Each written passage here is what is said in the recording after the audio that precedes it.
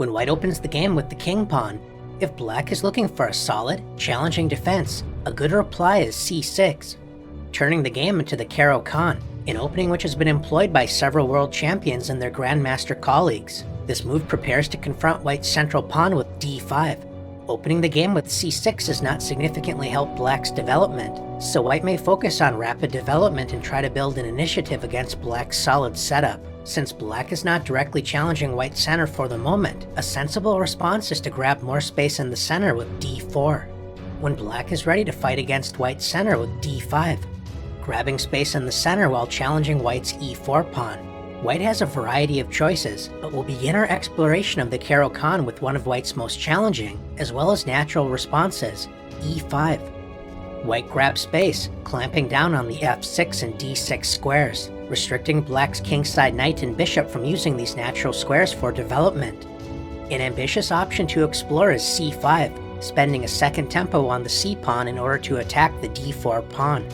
Unlike the French defense, a similar opening in which black plays e6 on the first move to prepare d5. In the Caro kann, black's light-squared bishop is not blocked by a pawn, so black's most popular choice is to play bishop f5, activating the light-squared bishop before preparing to close the center with e6.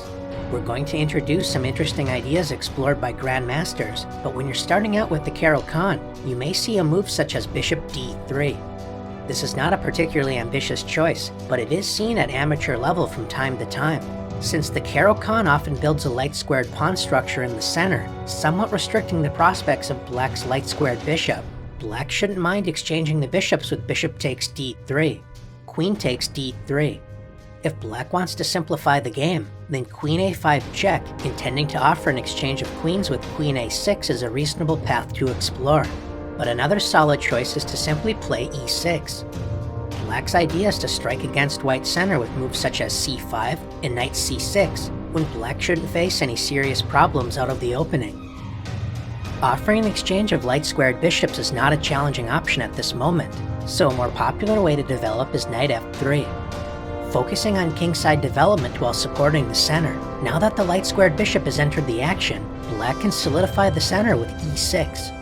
The e6 pawn supports d5, while revealing the dark-squared bishop, preparing the pawn break c5. A popular choice for white is to continue with bishop e2. This modest-looking move is known as the Short variation, named after Grandmaster Nigel Short. Although this may not look like a particularly ambitious choice, black should not underestimate this variation, as several creative attacking grandmasters have played this system as white. One option to consider is knight d7, preparing the thematic pawn break c5. But black may also decide to immediately play c5, striking in the center, adding pressure against d4, and preparing to activate the knight with knight c6. Move order can be quite important in the Caro kann. Grandmaster Arkady Knightish, playing white, decided to castle. Of course, there's nothing wrong with this move, but his opponent, former world champion Vishwanathan Anand, was able to continue comfortably with knight c6, adding another attacker against the d4 pawn. If white decides to support the center with c3, one solid plan is knight g to e7, preparing to play bishop g4, pinning the knight on f3, followed by knight f5, when white's center is under intense pressure. In the game, Grandmaster Knightish played bishop e3, developing a piece while supporting the center, when Grandmaster Anand released the tension with the exchanges c takes d4, knight takes d4. White sets up a small trap, as black should not ignore white's serious lead in development and try to grab a pawn with knight takes e5, as this allows white to exploit black's exposed king and undeveloped kingside with bishop b5 check, encouraging black to move the knight once again with knight d7, which is well met by knight takes f5. Black is unable to capture the knight without giving up the d5 pawn, opening up the game, helping white's superior development overwhelm black's passive as well as underdeveloped position. Instead of the greedy knight takes e5, Grandmaster Anand exchanged a pair of minor pieces with knight takes d4, bishop takes d4. Black needs to activate the kingside, and the e5 pawn still has a cramping effect by denying black's knight access to the f6 square. This was no problem for Anand as he played knight e7. Black's plan is simple. He's going to play knight c6, adding pressure against d4 and e5, followed by bishop e7 and castling kingside. Grandmaster Knightish tried to open the position before black was able to comfortably complete his plan with c4. But black simply resolved the central tension with d takes c4, bishop takes c4, and then continued the plan by playing knight c6, threatening white's bishop while adding pressure against the e5 pawn. So white pinned the knight with bishop b5. Black prepared kingside castling while developing the bishop to e7. In the game, white decided to play knight c3, allowing black to castle with a comfortable position. Not only did Grandmaster Anand solve his opening problems, he went on to win the game. If white tried to discourage black from castling with queen a4, adding a second attacker against the pinned knight, black can simply ignore white's idea and castle anyway. The point is that if white plays bishop takes c6, b takes c6, the c6 pawn cannot be captured as this would drop the bishop. And after rook d1, lining up with black's queen, a simple solution is queen c7, connecting the rooks, supporting c6, as well as adding pressure against the e5 pawn. Black enjoys the bishop pair with a comfortable game. Rather than castling, white may decide to immediately support the center with bishop e3, protecting the d4 pawn while adding additional pressure against the c5 pawn. This is a position debated at grandmaster level, especially with black's most ambitious response, queen b6, increasing the tension in the center while adding pressure against the newly unprotected b2 pawn. We can see the dynamic potential of the short variation come to life with knight c3. White focuses on rapid development while inviting black to capture the b2 pawn. Accepting the pawn is a risky decision as queen takes b2 is well met by the surprising queen b1. If black captures white's knight with check, white is prepared to play bishop d2, attacking the queen, followed by queen takes b7, attacking the unprotected rook on a8.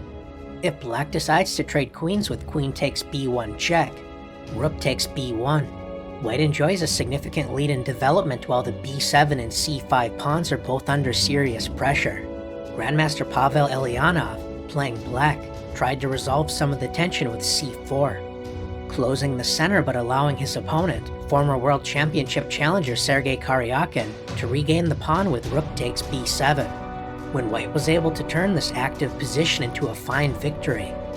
Since queen takes b2 allows white the type of active chances the short variation tries to produce, a more reliable option for black is to play knight c6, continuing to intensify the central struggle. One popular option to explore is kingside castling, but it's also important to understand what happens if white decides to relieve the central tension with d takes c5, bishop takes c5. It looks like white is simply helping black catch up in development, but this is not a charitable act. White has a specific idea in mind after trading bishops with bishop takes c5, queen takes c5. Thanks to exchanging the dark squared bishops, in one grandmaster encounter, Caro Nakamura played knight b5, threatening both knight c7 and knight d6 check. So his opponent, Grandmaster Shakhriyar Mamedyarov, played the prophylactic king f8. Black's king is immune from any annoying knight checks, and knight d6 would not be a wise decision, as the e5 pawn would come under serious pressure, and with it, the knight on d6 would become quite unstable. White will favor centralizing the knight with knight b to d4, followed by kingside castling. White enjoys a central space advantage, although this is still double-edged as it will serve as a target for black. Meanwhile, black will likely continue with knight g to e7, and one idea is to expand on the kingside light squares with h5 and g6, taking space and preparing to move the king to g7. Since the center remains closed, black's king should not face any immediate problems. Slightly strange looking, but ultimately solid positions can be the price of admission for prospective defenders of the Caro kann. As is typical in the Caro kann, there is plenty of play available for both sides, and in this particular game, Grandmaster Nakamura managed an interesting choice that is not without its poison. But a more aggressive choice that has also attracted Grandmaster attention is h4. This may look like a beginner's move, but it's actually a serious try to gain an advantage against the Caro kann. It has been tried at no less a stage than a World Championship match, and is regularly employed by Grandmasters. White grabs more space on the king side and prevents black's natural continuation, e6. This would be a serious mistake as white can win a piece after g4. The light squared bishop can try to run with bishop e4. but it certainly can't hide after f3, forcing the retreat bishop g6, when white marches forward with h5, trapping the bishop, so white simply wins a piece. Instead of blundering with e6, black can play h6, allowing white to build a space advantage on the king side with g4 and h5. A more solid choice is to stop the h-pawn in its tracks with h5. One popular option for white is to play bishop d3, and another sensible choice is to add pressure against black's center, starting with c4. Now that g4 is no longer a threat, black can return to the typical response e6, supporting the center while preparing kingside development. White may increase the pressure against d5 and develop another piece with knight c3. Black has an important choice to make.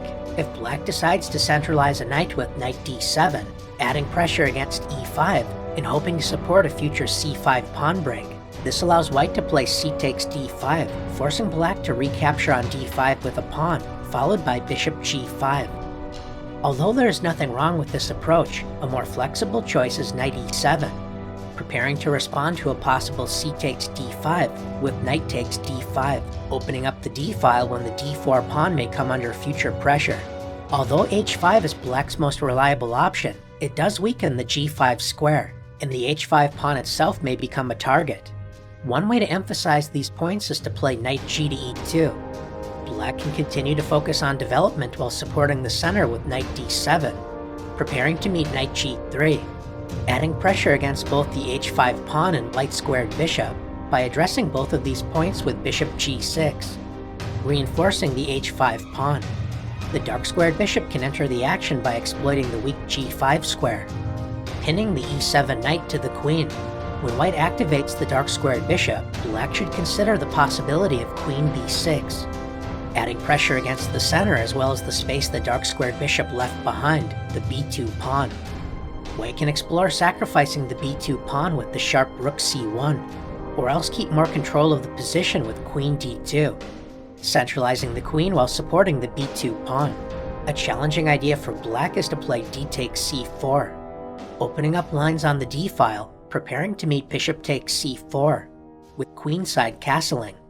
We have reached a very sharp position typical of the h4 advance variation. White enjoys a space advantage with more active pieces, but black has pressure on the d file, especially keeping in mind white's vulnerable d4 pawn. White may decide to castle queenside, but another plan is to gain a tempo against black's queen with knight a4, followed by adding pressure down the c file with rook c1, provoking interesting complications with no shortage of interesting play for both sides. Advancing the pawn to e5 is a serious way to test the Caro kann. A less critical, but still important option is to simply exchange pawns with e takes d5, c takes d5. As we learned in the advanced variation, black typically wants to activate the light-squared bishop before playing e6. In one high-level encounter, former world champion Bobby Fischer, playing white in this exchange variation, decided to challenge this idea with bishop d3, developing the bishop to an active diagonal and depriving black's light-squared bishop of the desirable f5 square. His opponent, former world champion Tigran Petrosian, responded with the sensible knight c6, adding pressure against the d4 pawn. If white decides to defend the pawn with knight f3, this allows black to activate the light-squared bishop with bishop g4, pinning the knight to the queen. So Bobby decided to play c3, reinforcing the center. Petrosian continued with knight f6, making a natural developing move and waiting to see how white will continue. Fischer actively developed the dark-squared bishop with bishop f4. We usually see knights quickly entering the game, but this unusual bishops before knight strategy makes it more difficult for black to comfortably develop the light-squared bishop. One interesting idea is to play g6, intending bishop f5, allowing white to double black's pawns on the f-file with bishop takes f5, g takes f5. Black is willing to accept this pawn structure in exchange for strong control over the light squares. Grandmaster Petrosian decided to activate his light-squared bishop immediately with bishop g4, attacking white's queen. Now that black has activated the light-squared bishop, the b7 pawn is no longer protected, so white responded with queen b3, adding pressure against black's center as well as the newly unprotected b7 pawn. Petrosian wasn't comfortable with the placement of white's queen and decided to play knight a5. disturbing white's queen as well as protecting the b7 pawn at the expense of misplacing black's knight on the edge of the board. Before retreating the queen, Fischer first inserted the useful move queen a4 check, provoking black to retreat the bishop with bishop d7. Now that the bishop has retreated, Bobby moved his queen to c2. After this maneuvering dance, white has a comfortable position, and although black is certainly doing okay, his light-squared bishop is less active than black would like, and the wayward knight on a5 will also have to spend time to return to the action. Grandmaster Fischer went on to win this important game on his path to qualify for the World Championship match, which he would also eventually win. Instead of playing Grandmaster Petrosian's knight a5, a more stable choice is to play queen d7, simply developing the queen while protecting the b7 pawn. White would like to play knight f3 without allowing structural damage after bishop takes f3, so a sensible choice is to first play knight d2. Black supports the center and prepares to complete kingside development with e6, when white is ready to play knight g to f3, creating the possibility of an unpleasant knight advance to e5, so former World Championship challenger Fabiano Caruana played bishop d6, protecting the e5 square, preparing to castle, and offering an exchange of dark-squared bishops. His opponent, Grandmaster Levon Aronian, accepted this offer with bishop takes d6, queen takes d6. Exchanging the dark-squared bishops involves a potential pawn sacrifice, allowing white to play queen takes b7. Of course, white does not have to accept this sacrifice and may decide to castle, following the simple, safety-first attitude of the exchange variation. But Grandmaster Aronian challenged black to prove compensation after queen takes b7. Although white has captured a pawn, this does open up the b-file, allowing black to generate counterplay with rook b8, forcing the queen to vacate the b-file with queen a6, when black secured the back rank by castling. Black may be down a pawn but enjoys a lead in development with an active position. He's prepared to gain a tempo against the queen with rook b6, followed by doubling rooks with rook f to b8, creating serious pressure down the b-file. Black has full compensation for the pawn, and even managed to win the game after some interesting adventures. Do not let an early exchange on d5 fool you. Instead of the less ambitious, although perfectly reasonable bishop d3, white can turn the game into the more dynamic Panov attack with c4, placing immediate pressure against d5. White is willing to accept an isolated queen's pawn position in order to generate active play. Black's most common response is to support the center with knight f6. The central struggle continues with knight c3. Black has three main ways to deal with this position. If you're looking for a straightforward as well as solid reply, then e6, preparing to complete development modestly with bishop e7, followed by kingside castling, is worth exploring. And the interested viewer is also encouraged to check out lines where black plays bishop b4, adding a Nimzo-Indian flavor to the position. If black wants to sharpen play, g6, preparing a kingside fianchetto to add pressure down the long diagonal, especially the d4 pawn, is also worthy of serious attention. Black's other main choice is to immediately add pressure against white's center with the sensible developing move, knight c6.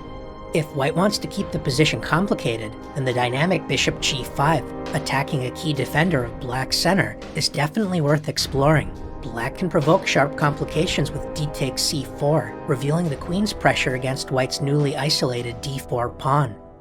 When in doubt, e6 is certainly a solid choice, and the slightly strange-looking bishop e6, supporting the center, has also proven to be a reliable option for black. Another popular option for white is to simply develop while supporting the center with knight f3.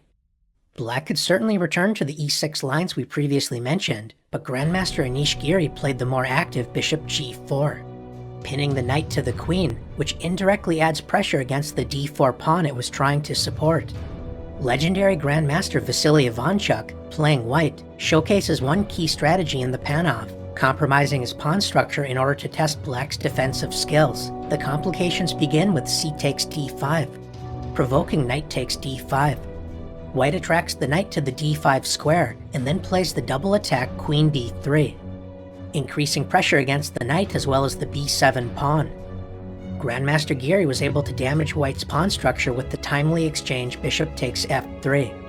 Immediately playing queen b7 would allow the powerful response knight d to b4, when white's exposed queen and vulnerable king signals trouble for white. Ivanchuk continued with g takes f3. White's pawn structure has certainly seen better days, but black still needs to be careful. Like many other lines in the Caro kann, since black often delays kingside development, king's safety must be kept in mind. If black tries to grab a pawn with knight takes d4, forking the queen and unprotected f3 pawn. There are several ways to punish this move, but the most straightforward is bishop b5 check. Capturing the knight would allow queen takes b5 check, followed by winning the knight on d5. And if black blocks the check with knight c6, this also loses the knight on d5 without any chances for counterplay. Rather than playing the disastrous knight takes d4, Grandmaster Giri supported his center and prepared kingside development with e6. If black is able to comfortably complete development, then white's terrible pawn structure may prove to be his downfall, so white must play energetically, as Ivanchuk did with queen takes b7, capturing a pawn while attacking the newly undefended knight on c6. So black responded with knight takes d4, provoking the forcing sequence bishop b5 check, knight takes b5. It's important for white not to play automatically, as queen takes b5 allows queen d7, so Ivanchuk inserted the instructive Zwischenzug, queen c6 check. Since queen d7 would lose the rook on a8, black is forced to play king e7. Only after depriving black of the right to castle did white regain material with queen takes b5. Grandmaster Giri offered a trade of queens with queen d7. Although black's king doesn't look especially healthy on e7, it isn't so easy for white to directly exploit it. If allowed, black may consider f6 and king f7, improving the king's position and also liberating the dark-squared bishop. Ivanchuk decided to exchange knights followed by bishop g5 check, leading to simplifications, ultimately resulting in a draw.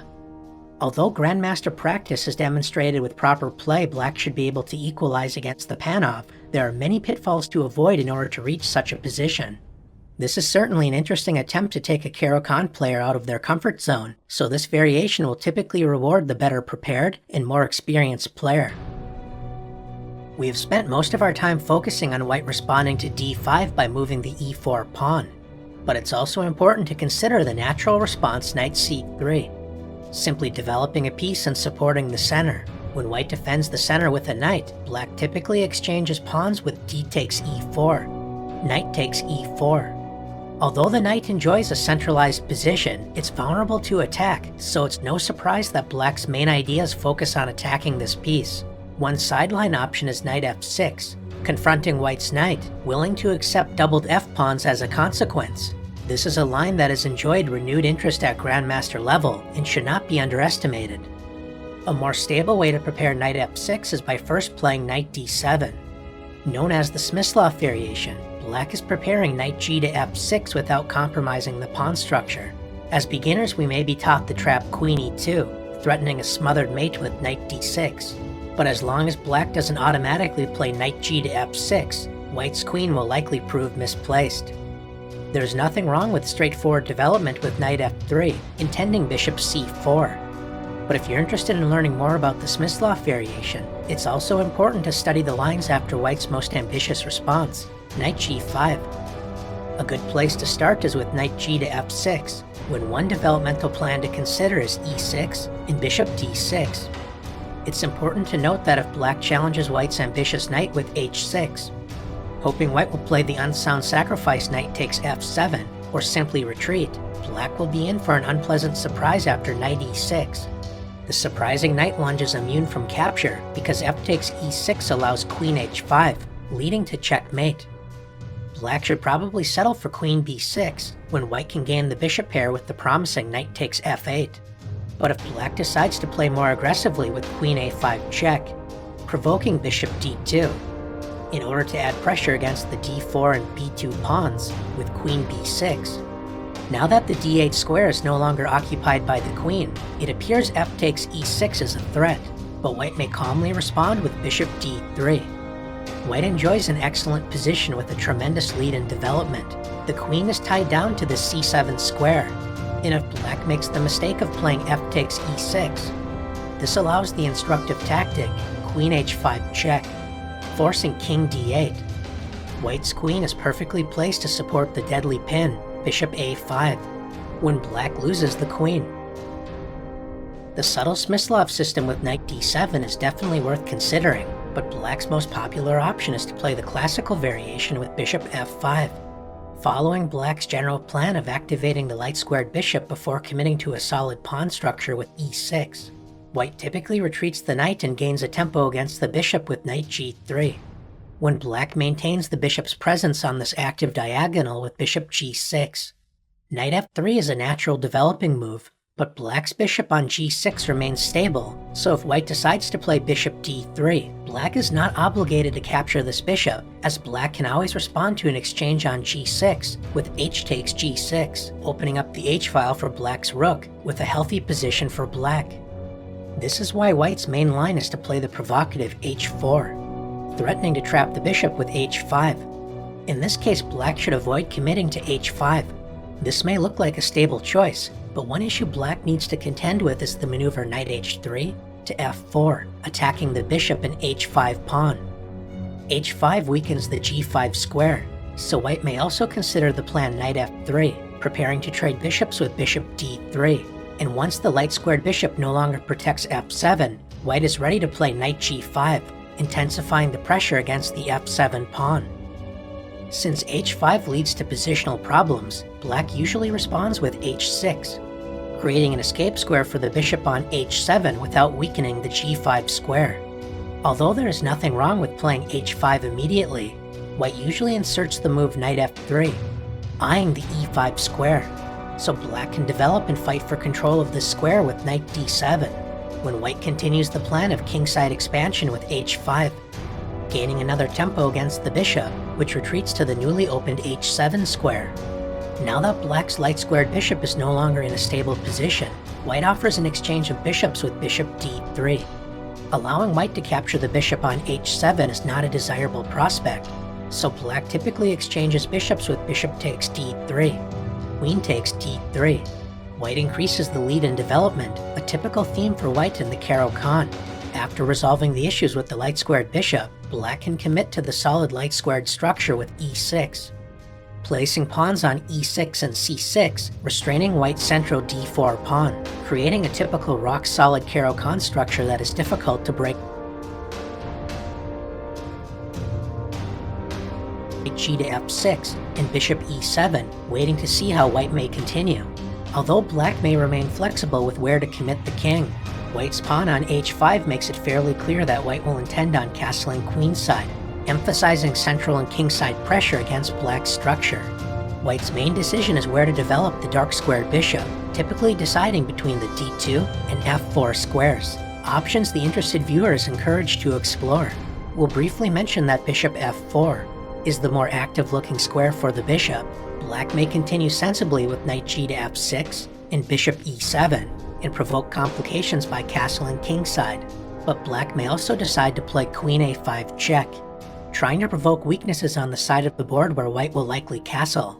So a common reply is bishop d2, allowing black's queen to move to c7, controlling the h2 to b8 diagonal. If white decides to play bishop d2 instead of bishop f4 immediately, we can transpose into this position by playing queen c7, or else remain flexible with knight g to f6, followed by bishop e7. As we can see, there are no shortage of interesting possibilities to explore in the Caro kann.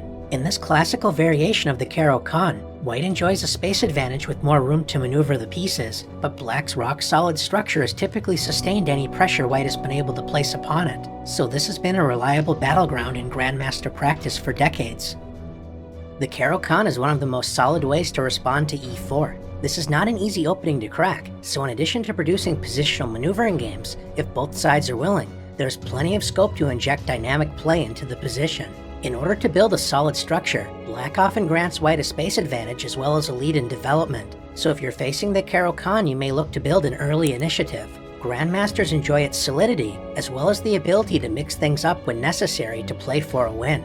And if you're an amateur player looking for a reliable structure upon which to build your repertoire, the Caro kann